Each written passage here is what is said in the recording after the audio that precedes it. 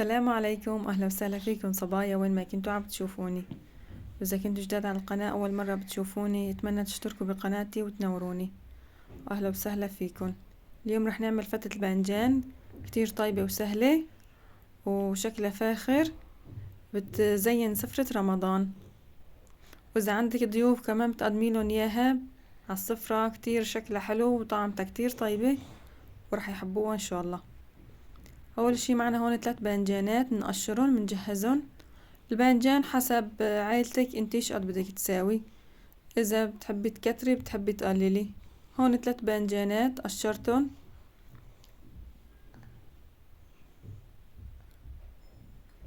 بعد ما قشرت الباذنجانات بنفرمن لمكعبات، مكعبات صغيرة، ما يكونوا كبار كتير ولا صغار ناعمين، حجم وسط، مشان كمان تستوي الباذنجانة كلها وتتقرمش تصير طعمتها طيبة.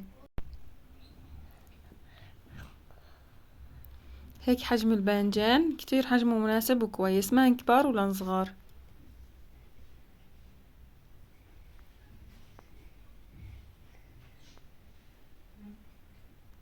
وهذا الباذنجان بعد ما خلص بنحطه على جنب ومنجهز للخبز. هون معنا 3 رغفان خبز، كمان قسمتن، فرمت المكعبات بالسكينة او بمقص المطبخ. وهون بنقطع الخبز لمكعبات، منجهزه حتى نقليهم سوا هو والباذنجان. بتحبوا تقلوهم بالزيت بتحبوا او تحطوهم بالفرن حتى يتحمصوا. وهون على نار حامية حطيت الزيت هو حامي، نقلي الباذنجان، وقت بياخد لون الذهبي بنطالعه على مناديل المطبخ مشان يغب الزيت من الباذنجان.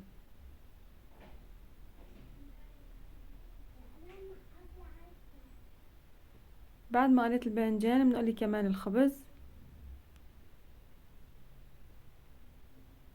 كمان حتى ياخد لون الذهبي، بنطالعه بالزيت، بنحطه كمان على مناديل المطبخ مشان يشرب الزيت منه.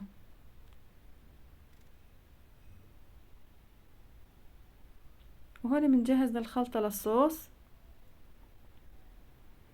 عنا 3 كاسات لبن كبار، هو اللي هو الزبادي، كاسة صغيرة من الطحينة، وعصير ليمونة وحدة، وربع معلقة كبيرة ملح حسب الرغبة، أكتر أو أقل بنرجع مندوقه ومنظبط الملح والحمض، ونص كاسة كبيرة مي. هون لأنه رح تصير تقيلة معنا من اللبن والطحينة منزيدها شوي بالمي، وسنين توم نبشرهم فوقها كمان. وهون بنجهز للحمة، نقلي اللحمة تقريبا شي 300 جرام لحمة 400 حسب اللي انت اللي بتحبيه. حطيت لها شوية ملح كمان ربع معلقة كبيرة. نقلي اللحمة ومنجهزها. وبطبق التقديم اللي بدنا نجهز فيه الفتة بنحط اول طبقة من الخبز. حطيت الخبز كله بسفت شوي عشان نزين الوجه بس. وبعدها بنحط الباذنجان. هي هاي الفتة كلها عبارة عن تطبيق، بعد ما نجهز اغراضها كلها منطبقة فوق بعضها. حطيت الباذنجان كمان فوق الخبز،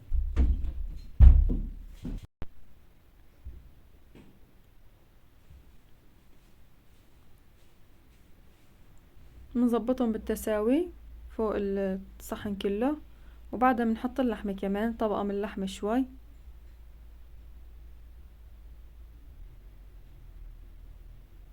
واخر شي بنصب الصوص فوقن.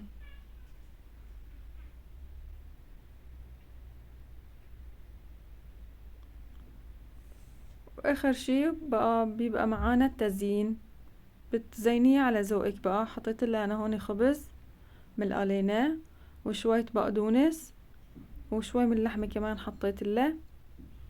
بتحبي تزينيه كمان بالمكسرات، المكسرات اللي متوفرة هون انا حطيت لها فستق حمصته وحطيته، وهذا شكله النهائي. وبحب اتشكر كل حدا وصل معي لنهاية الفيديو. ما تنسوني من لايك والاشتراك وتشاركوا الفيديو مع اصدقائكم. اذا عجبكم الفيديو ما تنسوني من دعمكم وكلماتكم الحلوة الطيبة. الله يسعدكم ويوفقكم، وكل عام وانتم بخير. ينعاد علينا وعليكم بالخير والصحة والسلامة يا رب.